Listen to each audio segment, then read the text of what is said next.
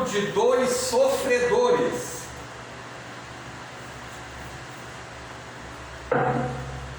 Jesus sofreu muito ao suportar a cruz para nos salvar. Foi perseguido por Herodes, que queria matá-lo. Foi tentado por Satanás, traído, humilhado, apanhou, se angustiou, sofreu com a ira de Deus, quando levou sobre si os nossos pecados. Você consegue imaginar isso? Alguém santo e puro, sofrendo tudo que Jesus sofreu, por amor a mim e a você? Nós não somos merecedores de nada, mas o amor de Deus, ele é imenso pelo ser humano. Aquela mulher era viúva, tinha apenas um filho, e esse filho havia morrido. Ela se encontrava sozinha em uma sociedade que não tinha recursos para cuidar das viúvas. E aqui, claro, fazendo uma alusão aos nossos dias. Na época da viúva de Naim, não havia aposentadoria, não havia Bolsa Família, não havia loas e não havia pensão. O único que podia ajudar aquela mulher era o seu filho. E agora ele estava morto.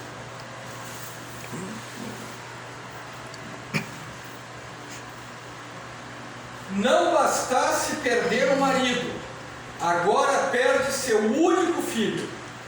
Que tristeza, que sofrimento. Mas é neste exato momento que entra a providência divina.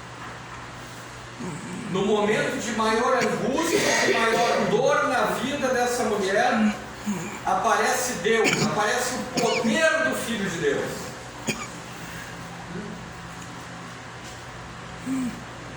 Jesus entrou nessa história para mudar a vida daquela mulher e lhe devolver seu filho. Você consegue imaginar você numa cerimônia fúnebre? Eu tive uma experiência que eu creio que poucos aqui tenham tido. Na época em que eu era ancião da igreja, eu tinha que pregar num sábado de manhã, como estou pregando aqui, e na madrugada anterior àquele sábado, eu recebo a notícia do falecimento da minha irmã. Na madrugada anterior à pregação. Eu não tinha como arrumar um pregador. Quem chama pregadores sabe que às vezes é difícil tu conseguir um pregador. Então, eu fui para a minha pregação e à tarde eu fui ao cemitério e fiz a despedida da minha irmã, porque naquele dia também não pude contar com o pastor. Então eu mesmo fiz ali a despedida fúnebre da minha irmã. E é algo muito difícil, muito triste. Por mais que a gente tenha esperança na volta de Jesus, que a gente entenda que haverá ressurreição, tu está ali com um ente querido, tu tendo que fazer a despedida, tu tendo que ser forte, porque havia muitas pessoas que não eram cristãs ali no meio. E todas as palavras e textos bíblicos usados não eram para ela. Ela já não podia mais ouvir nada. Eram para quem estava ali vivo. É uma situação muito difícil. Muitas vezes, tu ter um cargo na igreja, tu ser ancião de uma igreja, tu tem que ter algumas situações ali que não são fáceis. Nem sempre o pastor está disponível. Nem sempre está disponível.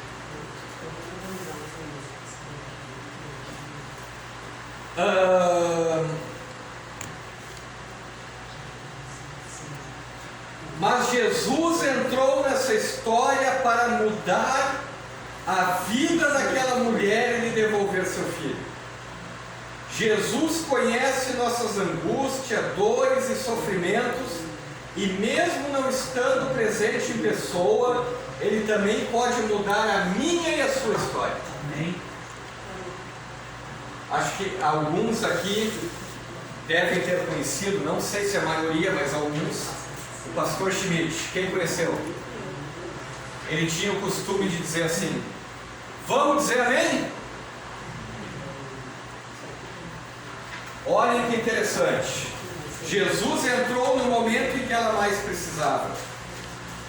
Quarto encontro que ocorreu nessa história: o encontro de dois inimigos. Jesus, o Rei da vida, e a morte, o último inimigo a ser vencido. Jesus, vendo a mulher, se compadeceu dela, que fora vítima desse inimigo 2 vezes. Aquela mulher estava desesperada, sem nenhuma esperança. Ela havia perdido as pessoas que mais amava. Jesus se compadece de todos aqueles que perdem os seus entes queridos.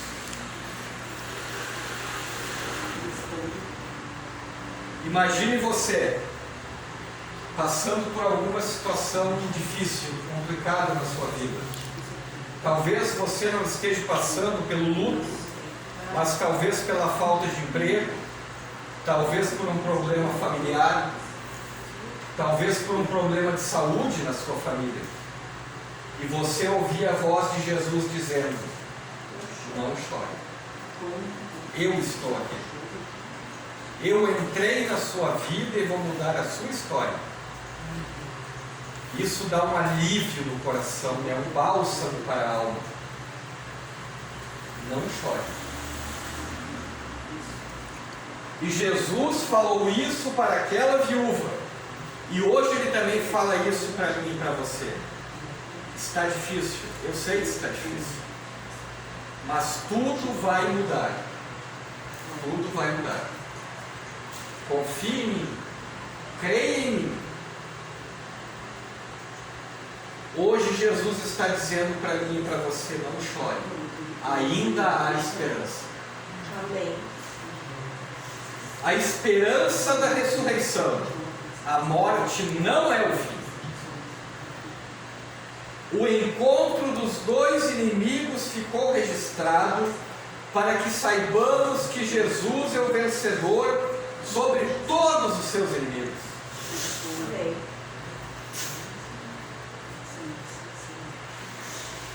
Muito em breve, Jesus vai aparecer nas nuvens do céu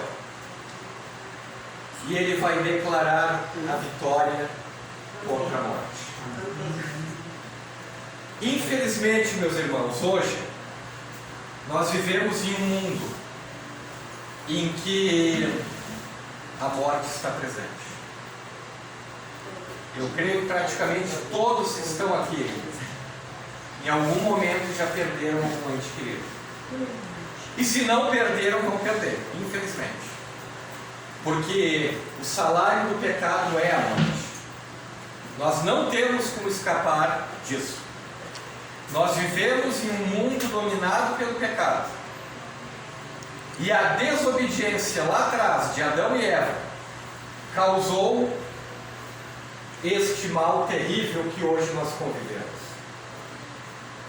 Eu gostaria de concluir dizendo o seguinte: primeira coisa, Jesus se compadece de seus filhos.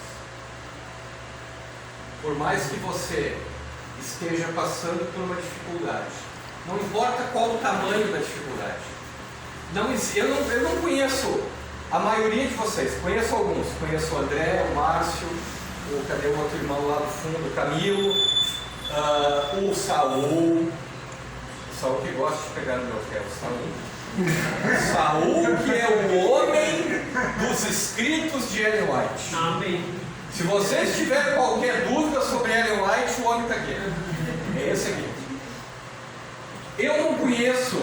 a maioria de vocês, mas uma coisa eu tenho certeza absoluta: não existe ninguém aqui nesse auditório que não enfrente lutas, problemas e dificuldades. Uns em um grau maior, outros em um grau menor. Mas tenha certeza de uma coisa: Jesus está ao seu lado. Amém. Jesus está ao nosso lado. E Ele está pronto para nos ajudar. Amém. Segundo ponto importante: Jesus é o nosso consolador nas horas difíceis. Terceiro ponto, como disse o hino inicial ali: devemos sempre confiar nele. Amém. Não devemos temer nada neste mundo, nem mesmo a morte. Amém. Eu não sei se os irmãos aqui ficaram sabendo, mas eu creio que sim, porque o pastor colocou em alguns grupos sobre a saúde do irmão Odilon. Ficaram sabendo? Não.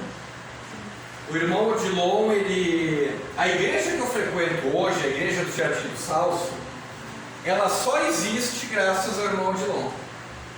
Porque ele com a sua esposa, ele ficou durante anos em um pequeno grupo que se chamava Mato Sampaio, que depois veio a ser a igreja que hoje é Jardim do Salso. Ele é um irmão que sempre foi líder de igreja, muito missionário, mas agora ele apareceu com câncer. Ele já tem mais de 70. Eu já conheço o de longe faz um bocado de tempo. Ele está com câncer no intestino e daqui 2 semanas ele vai passar por um procedimento cirúrgico. Então que os irmãos lembrem de orar. É irmão Odilon da igreja do IP. Também faz. Vocês são do distrito Partenon aqui, né? Sim. É. E o IP também faz parte do Partenon. Irmão Odilon da igreja do IP. Isso eu já falei. Devemos ser calmos, serenos e tranquilos em toda situação. Amém. Temos que ser totalmente dependentes de Deus, porque Ele é o único que nunca nos decepciona. É verdade. Ele é o único. O marido decepciona, a esposa decepciona, os filhos decepcionam, os amigos decepcionam, os irmãos da igreja decepcionam, mas Jesus não. Jesus não nos decepciona. Amém. O irmão Márcio, aquele relógio lá está certo? 11h30, é isso? É, tá. Então nós temos que ser totalmente dependentes de Jesus. Jesus é o autor da vida, e mesmo que descansemos o sono da morte, seremos ressuscitados. Amém. Amém. Aqui está a nossa grande esperança, porque nós, inevitavelmente, em algum momento, não todos, porque quando Jesus voltar, muitos fiéis estarão vivos. Mas se nós viermos a descansar antes da segunda vinda de Jesus, nós temos que ter a esperança na ressurreição, que nós seremos despertados e seremos transformados num abrir e fechar de olhos. Amém. Amém. E eu creio que todos que estão aqui têm essa esperança. Amém. Que Deus possa abençoar grandemente a igreja da São José.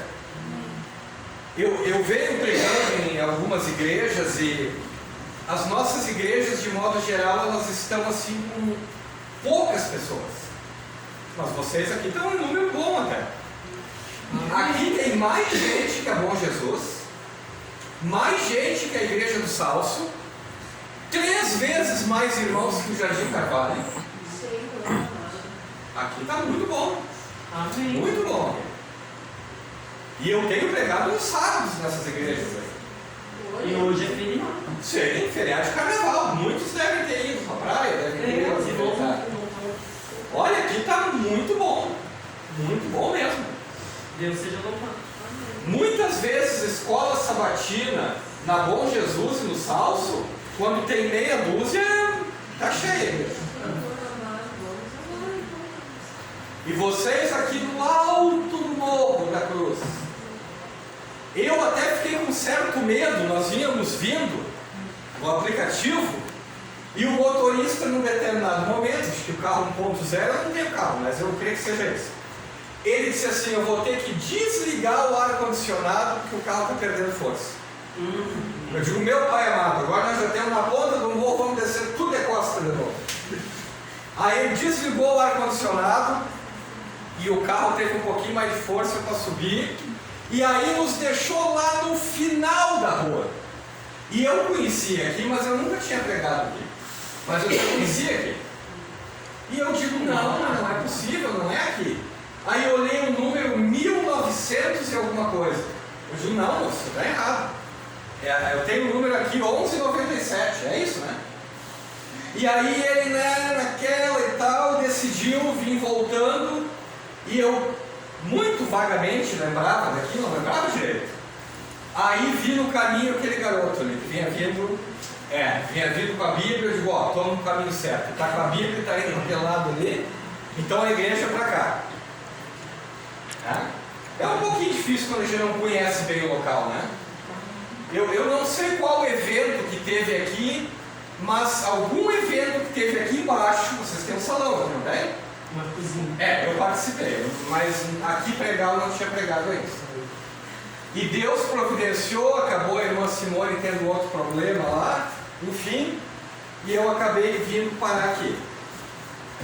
Mas, meus amados, então que nós possamos entregar a nossa vida a Jesus, todos os dias, não somente hoje, porque muito em breve Jesus vai estar voltando.